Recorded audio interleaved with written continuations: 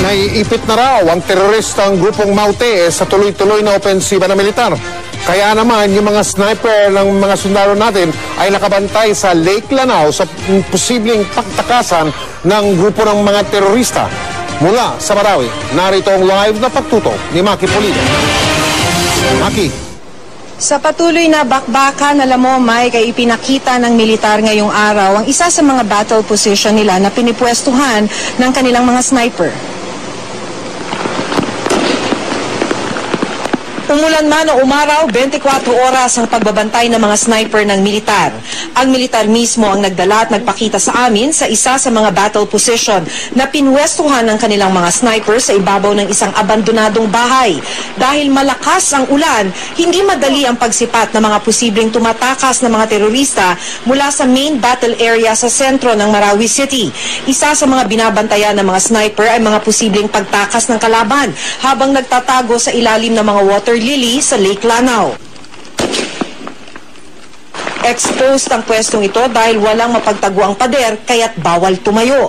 Dahil naiipit na raw ng tropang militar yung mga teroristang Maute ISIS, isa sa pwede nilang pagtakasan ay itong Lake Lanao.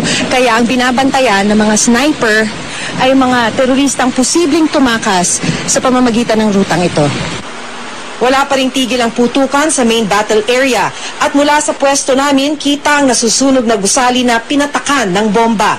Masakit para sa ilang mga nakausap namin na makitang halos durog na ang kanilang syudad.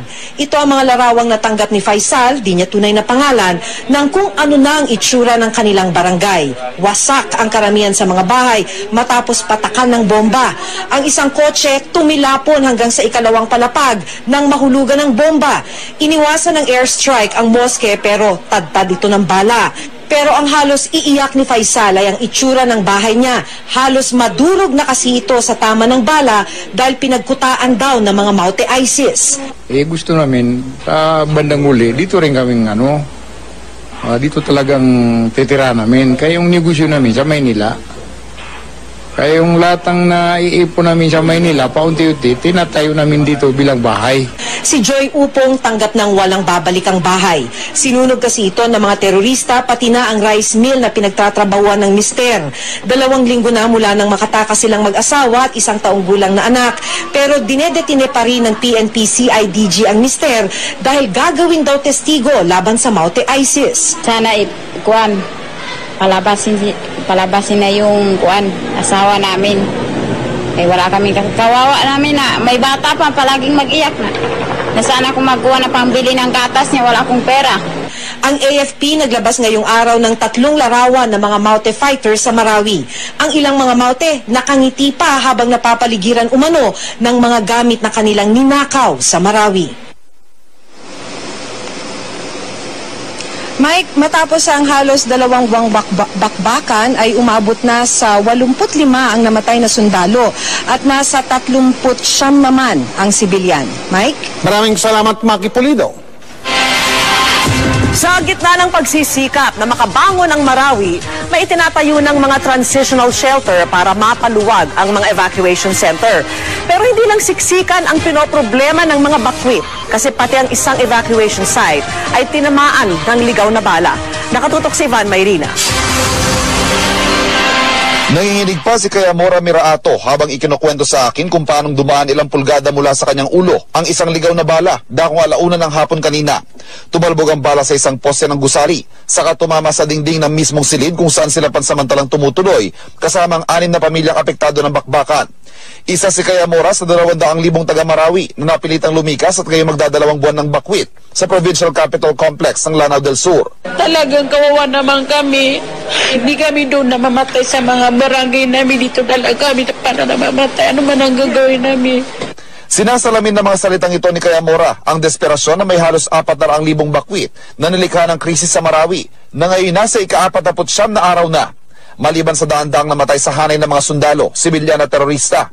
32 na ang namamatay sa may 82 evacuation center sa buong Lanao del Sur at Lanao del Norte ayon sa DOH.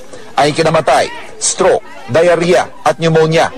40,000 na ang binigyang lunas ng Department of Health Karamihan mga upper respiratory diseases. Kung sakali ma-peaceful, wala kaming babalikan. Alam namin na hindi pa namin napuntahan o nakita kaming mga kabahayan. Pero sa ngayon, parang wala na eh. Araw-araw, putukan, bumbahan, ganon. Paano na aming anak buhay? We're dealing with 400,000, almost 400,000 IDPs. Most of them are now having a problem in terms of sanitation, in terms of ang health security nila. So it's really massive, no? It's really a humanitarian crisis. Para mapaluwag ang evacuation centers, isa sa mga prioridad sa rehabilitasyon ng Marawi ang pagtatayo ng transitional shelter sa barangay Sagunsungan. Sa 11 hektaryang lupain ito, magtatayo ng mga pansamantalang tirahan para sa may 3,000 pamilya habang isinasagawang rehabilitasyon ng Marawi. Ang kailangan nating i-decongest dito actually yung most affected, yung mga nasa evacuation center. We're hoping to make that as a 6 months to 1 year transition dwelling for many of the residents until such time that the areas that they used to live will have been reconstructed and rehabilitated. Mula sa Marawi, Ivan Mayrina, Nakatutok, 24 Oras. Ginisa sa Senado ang mga opisyal ng Department of Agriculture dahil sa lumobong presyo ng bawang. Inungkat sa pagdinig ang umunoy pakikipagsabwatan ng ilang opisyal sa kartel ng bawang. Nakatutok si John Sanchez. Nasa 200 pesos kada kilo ang inabot ng presyo ng bawang nitong Mayo, doble ng karaniwan nitong presyo. Hindi ito ang unang beses na lumobo ang presyo ng bawang na noong 2014 ay umabot sa 280 pesos ang kada kilo. Kaya gisado kanina ang mga opisyal ng Department of Agriculture o DA sa investigasyon ng Senate Committee on Agriculture and Food. Ayoko nang madidinig na tumataas siya ng 200. Dapat yan, nasa vicinity lang yan ng 100 pesos per kilo. Pag yan tumaas na naman dyan, paimbestigahan ko na naman kayo. Tigilan nyo ako dyan, paimbestigahan ko kayo sa Competition Commission. Ako mag-file ng case. Dahil wala raw ginawa ang Bureau of Plant Industries sa ilalim ng Agriculture Department, inakusahan ng pakikipagsabuatan sa kartel ng bawang. Kaya tayo nagkakaproblema sa prices, gawa nyo. Nung last time, pinatanggal na BPI kasi kasabuat siya ng kartel. O ikaw, kasabuat ka ba rin ng kartel? Hindi po. Ano ginagawa nyo? Pinapatay nyo yung industry para yung kartel buhayin nyo. Tapos pag tumataas ang presyo, kami ang magko-complain sa amin ng mga tao. Nakakahiya. Tigilan nyo yan. The Department of Agriculture po appropriated around 20 million pesos po to develop po a tissue culture planting material po for garlic. Paliwanag naman ng Bureau of Plant Industry, maraming negosyante ang hindi nakapag-import nitong Mayo dahil apektado ng climate change ang produksyon ng bawang sa China, kung saan kinukuha ang karamihan ng supply ng bawang sa Pilipinas. Ang report po nila noon ay number 1, kaya po walang dumating noon ay ang China was affected at delayed ang kanilang harvest, at ang harvest pa lang po nila noon, ma'am, ay nag-harvest pa lang ng month of May. At ang sabi po nila ay sadyang madidelay nga po yung kanilang mga in-import. Ipapatawag susunod na pagdinig ang mga nag-i-import ng bawang at ibang opisyal ng DA. Balik naman na sa normal na 100 pesos kada kilo ang presyo ng bawang. Bagay na ikinatutuwa ng mga nagtitinda dahil mahina ang benta kapag sobrang mahal nito. Mas malakas ngayon ang konsumo kasi yung dating nakakabili ng 1/4 ngayon minsan kalahating kilo na. Jam Sesante, Nakatutok, 24 Oras. Mga kapuso, may dagdag presyo ulit po sa mga produktong petrolyo. Medyo malaki-laki po ito. Una lang, nag-anunsyo ang kumpanyang Flying V mamayang pasado ating gabi. Piso at 20 sentimo ang dagdag sa kada litro ng kanilang diesel. 70 sentimo naman sa kada litro ng gasolina. At 90 sentimo ang dagdag sa kada litro ng kerosene. Bukas ng umaga naman, magpapatupad ng dagdag presyo ang mga kumpanyang Phoenix Petroleum, PTT, Shell at Petron. Samantala, nabangga ang sinasakyang SUV ng aktres na si Jolina Magdangat. Kasama niya noon ang mister na si Mark Escueta at kanilang anak. Aminado ang driver ng nakabanggang van na nakatulog siya. Nakatutok si Jay Sabal. Agad dinala sa ospital ang aktres na si Jolina Magdangal, ang kanyang asawa na si Mark Escueta at anak matapos magtamo ng sugat nang tumbukin ng puting van ang sinasakyan nilang SUV. 1:30 na madaling araw kanina sa East Avenue, Quezon City. Nakahinto po kami sa stoplight, naghihintay kami mag-go, tapos maya-maya, bigla, nagulat na lang kami, bigla kumalabog na malakas sa likuran namin. Nung baba ko, tinignan ko, sabi ko sa kanya, Kuya, bakit nangyari? Sabi niya, sorry, nakatulog ako eh. Wasak ang harapan at basag ang windshield ng puting van habang nayupi ang likuran ng SUV. Kwento ng pasero ng van, naipit pa sa upuan ng driver nito dahil sa lakas sa pagkakabangga. Nagsasabi na siya na wala na halos siya nararamdaman. So doon kami rin takot. So sabi niya, huwag siya mag-move. Galing daw sila Bondok sa Batangas na nagatid lamang sa Caloocan bago umuwi ng Makati, habang sina Jolina daw ay papunta sa airport para makapagbakasyon nang mangyari ang insidente. Patuloy ang investigasyon sa banggaan. Sa pahayag na inilabas ni Mark Escueta, papunta raw silang airport para bumiyahe pa Hong Kong nang mangyari ang insidente. Nagkabukol daw sa likod ng ulo si Jolina habang wala namang sugat si Mark at kanyang anak. 6:00 ng umaga kanina nang ma-discharge sila sa St. Luke's Medical Center, Quezon City. Jay Sabale, nakatutok, 24 oras. Matapos tamaan ang lindol noong Huwebes, niyanig na naman ng malakas na aftershock ang mga taga-Ormoc City sa Leyte. May mga nataranta, merong hinimatay at nagka-stampede pa sa isang paaralan. Mula sa Ormoc City, nakatutok live si JP Soriano. Alam mo Mel, bago yan, nito lamang mga bago mag 5 p.m. nakaranas na naman tayo ng isang malakas na aftershock based on sa page ng FIVOX ay umaabot sa magnitude 4 ang lakas nito. Kaninang umaga Mel, talagang dama mo ang takot ng mga residente matapos na namang lumindol kanina. Ay, my God! Kuha ito bago mag-alas 10 ng umaga kanina habang niyayanig ng magnitude 5.8 na lindol ang Ormoc, Leyte. Ayon sa FIVOX, aftershock pa rin ito ng lindol noong Huwebes at umabot sa intensity 6.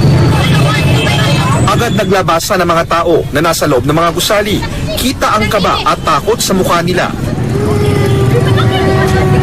Sa lakas ng yanig, tila sumasayaw ang kable ng poste.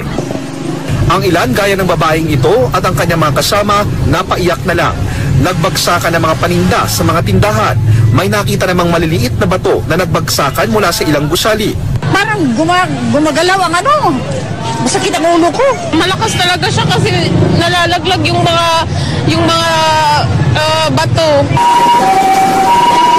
Sa Ormoc City National High School, may mga hinimatay at napilayan sa takot.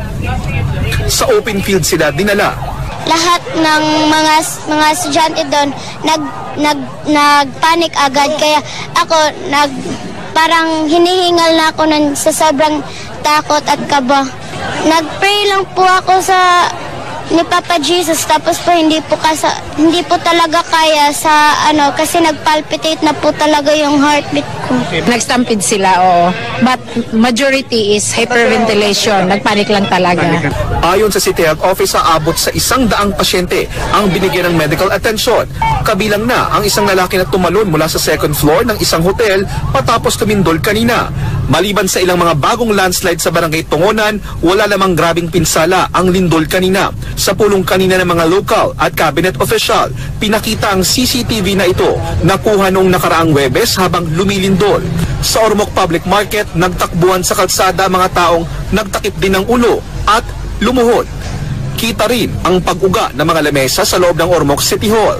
Ang mga empleyado halos di makatayo sa lakas ng uga. Ang isang ito napakapit sa pader. Sa kalsada nagtakbuhan ang mga tao sa videong ito sa downtown Ormoc. Bukod sa banta ng latest segment na bahagi ng fault, problema ngayon ang banta ng landslides. Kaya kailangan daw ng relocation. Dapat hindi na talaga pabalikin yung mga nakatira doon. Hanapan sila ng relocation area of which we can provide. Sila na lang yung magbigay ng pondo para magpalagay ng mga bahay nila. Ang pinaka-urgent concern nito is may balik yung kuryente. Kasi marami ang nakasalalay sa kuryente eh. Yung tubig nila rito, everything depends on power, sa kuryente. Mabuti naman kanina, nasabi nila na may babalik na nila within 1 day. At Mel, bagamat normal naman na mas malaking bahagi ng Ormoc ay idineklara na under state of calamity ang lungsod dahil na rin sa mga nangyari sa ilang barangay. At bukas nga ay sinuspende na rin ang klase simula kinder hanggang high school ng lungsod ng Ormoc. At yan muna ang latest. Balik muna sa iyo, Mel. Maraming salamat sa iyo, JP Soriano. Umani ng Batikos ang umano'y panukalang magkaroon ng sistema ng mga ID para sa mga Muslim. Ipinatutupad na po yan sa isang komunidad ng mga Muslim sa Tarlac. Pero giniit nila na sarili nilang desisyon at diskarte yun at hindi ng ating gobyerno. Narito ang pagtutok ni Oscar Oida. Sa barangay estasyon dito sa Paniki, Tarlac, may sinisimulan ngayong ipatupad na ID system ang isang Muslim community, ang PUMA o Paniki United Muslim Association. Ang nais ng grupo, magkaroon ng ID ang bawat Muslim sa kanilang lugar. Karamihan ng mga Muslim dito sa Paniki, yung sa akin, yung grupo namin dito sa Paniki ay walang ID. Kapag kukuha ka ng postal ID, kapag wala kang dalawang ID, hindi ka makakakuha. Yan ang patakaran ngayon ng gobyerno natin. Kapag kukuha ka ng ticket ng eroplano o barko, hindi ka makakuha kapag wala kang ID. Kahit anong transaction. Nais rin umano ng grupo na maiwasang mahaluan ng masamang loob ang kanilang komunidad. Hindi namin gusto na mapasukan ito ng ibang tao, lalo-lalo na yung masasamang tao katulad yung mga multi-group o tinatawag ng ISIS. Pero gate nila, sarili raw nila itong inisyatibo at hindi ng pamahalaan. Nagbabaka sakali kami na baka makatulong kami sa gobyerno na kung mayroong mang papasok dito na mga multi o ano man dyan, pwede kaming yan, baka may grupo dyan na parang hindi magandang layunin. Pagtulong-tulungan natin na itaboy. Itinanggi naman ng PNP Region 3 Director Police Chief Superintendent Aaron Aquino na siya ang may pakana ng ID para sa mga Muslim. Siya kasi ang itinuro ng grupong Human Rights Watch na nagpanukala ng Muslim ID sa isang dialogo kamakailan sa mga Muslim leaders sa kanilang rehiyon.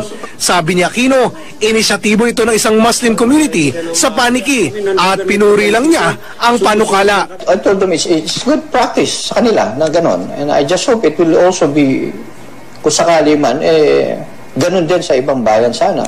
Pero that's a dialogue only with them. Hindi ko pinagpatuloy o wala naman akong ginawa after that dialogue na parang naging diktador ako at sinabi ko from now on na gusto ko may ID system na lahat ng Muslim. Parang discriminate. Yes, I'm not targeting Muslim community. Nilinaw naman ng PUMA na hindi sapilitan ang pagkuha ng kanilang ID. May mahigit 4 na lang miyembro na sila ngayon at nasa 100 pa lang daw sa kanila ang may ID. Kung ikaw ang masusunod, gusto mo kumuha ng ID? Depende po. Kung talagang kailangan, di kukuha din kami na ID kung kailangan na kukuha. Oscar Oida, nakatutok 24 oras. May birthday gift para sa fancy kapuso primetime queen na Marian Rivera. Bibida siya sa isang episode ng hino-host ng anthology series na Tadhana na directed by Ding Dong Dantes. Makichika kay Lars Santiago. Tuloy-tuloy pa rin mapapanood ng kanyang mga tagahanga si Marian Rivera bilang host ng hit Saturday afternoon drama na Tadhana. Pumirma ng kontrata si Marian para sa isa pang season ng weekly series. Ating pagkakataon para magpasalamat tayo sa mga kapuso natin na walang sawang tumatangkilik sa Tadhana. Sinasabi talaga namin na kung may kwento sila na gusto nilang i-share sa amin at matulungan sila o makapagbigay inspirasyon para sa mga kababayan din nating OFW, talagang bukas kamay kaming tatanggapin yung mga kwento na yan. Pangako niyan, marami pa silang kakaibang kwento ng mga OFW na itatampok na talagang hinango sa tunay na pangyayari. At sa kanyang birthday sa susunod na buwan, isang espesyal na episode ang itatampok ng Tadhana na si Marian mismo ang gaganap at ididirect ng asawa niyang si Ding Dong Dantes. Pero yun ang pinangako namin na talagang basta isa sa mga episode itong August, sana makapag-take talaga. Yung asawa king director, ang arte. Siya naman may sabi yung gusto daw niya, di sige, go. Abalang-abala na rin si Marian sa taping ng bago niyang primetime series kung saan muli siyang mapapanood sa role na magugustuhan ng mga batang manonood. Kailangan abangan din nila yung soap kung parating dahil nagtitaping na ako at sana magustuhan din nila yun. Lars Santiago, updated sa Showbiz Happenings.